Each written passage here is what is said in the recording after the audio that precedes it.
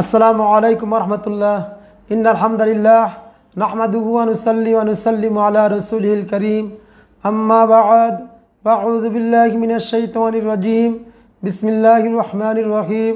প্রিয় দর্শক, ইসলামী শরীয়তে শ্রমজীবী মানুষের জন্য সর্বোচ্চ মান মর্যাদা সম্পন্ন একটা শ্রম নীতি নির্ধারণ করেছেন। যে শ্রম নীতির মধ্যে একজন শ্রমিক তার ন্যায্য অধিকারটা সঠিক সময়ে বুঝে পাবে এবং তার শ্রমের যে মূল্যটা এমনভাবে নির্ধারিত হবে যা দিয়ে সে একটা মানব জীবন জীবিকার নিশ্চয়তা পাবে। এ ব্যাপারে রাসূলুল্লাহ সাল্লাল্লাহু আলাইহি সাল্লাম থেকে বর্ণিত হাদিস শরীফ রয়েছে। সুনান ইবনে মাজাহ আহমদিয়া 262 নং পৃষ্ঠায় হযরত আবু যর রাদিয়াল্লাহু তাআলা আনহু থেকে বর্ণিত হাদিস, তিনি বলেন যে ক্বালা রাসূলুল্লাহ সাল্লাল্লাহু আলাইহি সাল্লাম, রাসূলুল্লাহ সাল্লাল্লাহু আলাইহি সাল্লাম বলেছেন, ইখওয়ানুকুম জাআলাহুমুল্লাহু তাহতা আইদিকুম, অর্থাৎ মহান আল্লাহ তাআলা শ্রমিকদেরকে মালিকদের ভাই হিসাবে সম্বোধন করেছেন, যা রাসূলুল্লাহ সাল্লাল্লাহু আলাইহি সাল্লাম তার বর্ণিত হাদিস দ্বারা এই পৃথিবীর মানুষকে জানিয়ে দিয়েছেন যে তোমরা যারা মালিক, তোমরা তাদেরকে খাটো করে দেখবে না, বরং এরা তোমাদের ভাই। কেননা এই পৃথিবীর সার্বভৌমত্ব আল্লাহ তাআলার, মালিক হলেন আল্লাহ তাআলা। সেই দৃষ্টিকোণ থেকে আল্লাহ ছাড়া সমস্ত সৃষ্টি, মালিক হোক অথবা শ্রমিক হোক, তারা সবাই আল্লাহর বান্দা। এই সার্বভৌমত্বের মালিক তাদের কেউরে নয়, তারা শুধু আল্লাহর পক্ষ থেকে সীমিত সময়ের জন্য তত্ত্বাবধান করার সুযোগ পেয়েছেন। একটা নির্ধারিত টাইম পরে তাদেরকে এই পৃথিবী ছেড়ে চলে যেতে হবে। সুতরাং এই দৃষ্টিকোণ থেকে সবাই এক, শ্রমিক এবং মালিক উভয়ই আপন ভাইয়ের মতো। তাই রাসূলুল্লাহ সাল্লাল্লাহু আলাইহি সাল্লাম বলেছেন, ইখওয়ানুকুম জাআলাহুমুল্লাহু তাহতা আইদিকুম, তোমাদের ভাইকে আল্লাহ তাআলা তোমাদের অধীনস্থ করে দিয়েছেন। তাহলে আপন ভাই যখন আপনি মনে করবেন শ্রমিককে, তাহলে তার সাথে আপনি কি আচরণ করবেন? আপনি যখন এই চিন্তা করবেন যে আমার আপন ভাই, তাহলে এ তো আমার আপন ভাইয়ের মতো, তাহলে আপনি সেই ক্ষেত্রে খাওয়া দাওয়া এবং তার পোশাক পরিচ্ছদ, জীবন জীবিকার ব্যাপারে আপনি অবশ্যই তখন সচেতন হবেন, যে যাতে করে আমার ভাই মোটামুটি আমার মতো চলতে পারে। হয়তো আপনাদের মতো 20 টাকার মালিক না হোক শ্রমিকরা, কিন্তু তাদের খাওয়া দাওয়া এবং জীবন জীবিকা যেন একটা সামাজিক মানুষ হিসেবে, আপনি যেমন মানুষ, সে একটা মানুষ, এই মান সম্মান রেখে সে চলতে পারে। তাছাড়া বনি আদম হিসাবে, আদম সন্তান হিসাবে আমরা সবাই এক অপরের ভাই। আর যদি বিশেষ করে মুসলমান হয়, শ্রমিক যদি মুসলিম হয় আর মালিক যদি মুসলিম হয়, তাহলে তো তার আর অন্তরঙ্গ ভাই হিসাবে সম্পর্কিত। কেননা কুল্লু মুসলিম ওয়াহেদ, আল মুসলিম আকুল মুসলিম, মুসলমান মুসলমানের ভাই। এই দৃষ্টিকোণ থেকে ভাতৃত্ব সম্পর্ক। সুতরাং একজন ভাইয়ের প্রতি ভাইয়ের কতটুকু দরদ থাকা দরকার, সেদিকে খেয়াল করে মালিকদেরকে আল্লাহ তাআলা স্মরণ করে দিয়েছেন। রাসূলুল্লাহ সাল্লাল্লাহু আলাইহি সাল্লাম বলেছেন, আল্লাহ তাআলা তোমাদের ভাইদেরকে তোমাদের অধীনস্থ করে দিয়েছেন, অর্থাৎ যারা শ্রমিক তারা তোমাদের ভাই। ফাতিমুহুম মিম্মা তাকুলুহুম, সুতরাং তোমরা তাদেরকে সেই খাবারের ব্যবস্থা করে দিবে যা তোমরা নিজেরা খাবে। ওয়াল বিসুহুম মিম্মা তালবাসুহুম, এবং তাদেরকে সেই পোশাক পরিচ্ছদের ব্যবস্থা করে দিবে যা তোমরা পরিধান করো।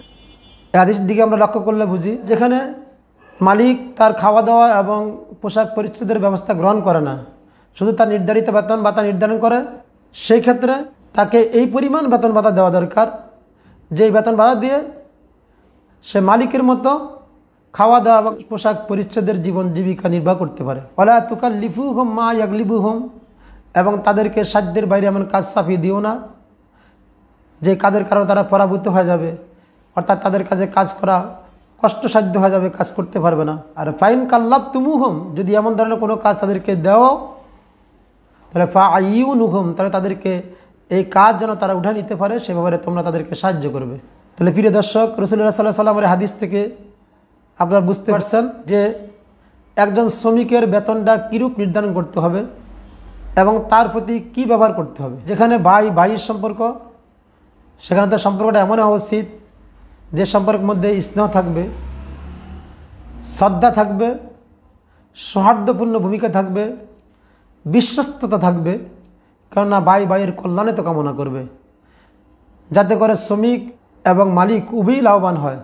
মালিক যেমন শ্রমিকের দিকে খেয়াল রাখতে হবে, তেমনিভাবে শ্রমিককেও মালিকের দিকে খেয়াল রাখতে হবে এবং বিশ্বস্ততার পরিচয় দিতে হবে। আর ইসলামী শরীয়তে শ্রম নীতির ব্যাপারে শ্রমিকদের যেই পাওনাটা খুব দ্রুত শ্রমিকের হাতে পৌঁছে দিতে হবে। এ ব্যাপারে রাসূলুল্লাহ সাল্লাল্লাহু আলাইহি সাল্লাম থেকে বর্ণিত হাদিস শরীফ আছে সুনান ইবনে মাজাতে, হযরত আব্দুল্লাহ ইবনে ওমর রাদিয়াল্লাহু থেকে বর্ণিত হাদিস, তিনি বলেন ওয়ালা রাসূলুল্লাহ সাল্লাল্লাহু আলাইহি সাল্লাম, রাসূলুল্লাহ সাল্লাল্লাহু আলাইহি সাল্লাম বলেছেন আতুল আজিরা আজরাহু, তোমরা শ্রমিকদেরকে তাদের পারিশ্রমিক দিয়ে দাও, ক্বাবলা আন ইয়াজিব ফারকুহু, তার গাম শুকিয়ে যাওয়ার পূর্বেই তার শ্রমের মূল্যটা তাকে প্রদান করে দাও, তার বেতনটা তাকে দিয়ে দাও, অর্থাৎ খুব দ্রুত তার বেতনটা তোমরা তার হাতে দিয়ে দাও। যদি শ্রমিকের ন্যায্য অধিকারের ব্যাপারে তাদের পারিশ্রমিক তাদেরকে তাদের হাতে পৌঁছায় দেওয়ার ব্যাপারে কেউ টাল বাহানা করে এবং তাদের অধিকার থেকে বঞ্চিত করতে চায়, তাদেরকে বঞ্চিত করে, তাহলে ইসলামী শরীয়তের ব্যাপারে কঠোর হুঁশিয়ারি দান করেছেন। এ ব্যাপারে রাসূলুল্লাহ সাল্লাল্লাহু আলাইহি সাল্লাম থেকে বর্ণিত হাদিস শরীফ রয়েছে সহিহ বুখারী হামিদিয়া প্রথম খণ্ড 302 নং পৃষ্ঠায়। হযরত আবু হুরায়রা রাদিয়াল্লাহু তাআলা আনহু থেকে বর্ণিত, তিনি নবী সাল্লাল্লাহু আলাইহি সাল্লাম থেকে বর্ণনা করেন রাসূলুল্লাহ সাল্লাল্লাহু আলাইহি সাল্লাম বলেছেন ক্বালা আল্লাহু, আল্লাহ তাআলা বলেন সালাসাতুন আনা খাসমুহুম ইয়াউমাল কিয়ামা, যে এমন তিন ব্যক্তি, যে তিন ব্যক্তির বিরুদ্ধে মহান আল্লাহ তাআলা বলেন আল্লাহ তাআলা কিয়ামতের ময়দানে তাদের বিপক্ষে অবস্থান করবেন, তাদের বিরোধী হবেন। যদি মহান স্রষ্টা আল্লাহ তাআলা বিরোধী হন তাহলে ওই ব্যক্তির অবস্থা কেমন হবে একটু অনুধাবন করেন, চিন্তা করেন। এই তিন ব্যক্তির মধ্যে এক ব্যক্তি হলেন রজুলুন ইস্তাজারা আজিরা, কোনো লোক কোনো শ্রমিককে নিয়োগ দিল, তার দ্বারা কাজ নিল, কাজটা কেমন নিল, ফাস্তাউফা মিনহু, কাজটা নিল পরিপূর্ণ, অর্থাৎ কোনো মালিক কোনো শ্রমিক নিয়োগ দিয়ে তার থেকে পরিপূর্ণ কাজটা সে আদায় করে নিল, কিন্তু ওয়ালাম ইউতিহি আজরাহু, তাকে তার পারিশ্রমিকটা দিল না। এই লোকের ব্যাপারে আল্লাহ তাআলা কিয়ামতের ময়দানে তার বিরুদ্ধে অবস্থান করবেন। তাহলে কত বড় কঠিন হুঁশিয়ারি যে স্বয়ং স্রষ্টা মালিক আল্লাহ তাআলা শ্রমিকের পক্ষ হয়ে ওই মালিকের বিরুদ্ধে অবস্থান নেবেন, যে মালিক শ্রমিকের ন্যায্য পারিশ্রমিকটা তাকে প্রদান করে না। সুতরাং আমরা শ্রমনীতির ব্যাপারে সাবধান হই। ইসলাম যে শ্রমনীতির কথা আমাদেরকে বলেছেন, আল্লাহ রাসূল সাল্লাল্লাহু আলাইহি সাল্লাম আমাদেরকে যে বিধিবিধান দিয়েছেন, আমরা সব ক্ষেত্রে রাসূলুল্লাহ সাল্লাল্লাহু আলাইহি সাল্লামের আনিত এই বিধান, এই শরীয়ত আমরা পুঙ্খানুপুঙ্খানু মেনে চলার চেষ্টা করব। বিশেষ করে শ্রম নীতির ব্যাপারে আমরা খুব সতর্কতা অবলম্বন করব, যাতে কোনো অবস্থাতেই কোনো শ্রমিকই যেন তার ন্যায্য পাওনা থেকে বঞ্চিত না হয়। আল্লাহ তাআলা আমাদেরকে তৌফিক দান করুক, আমিন।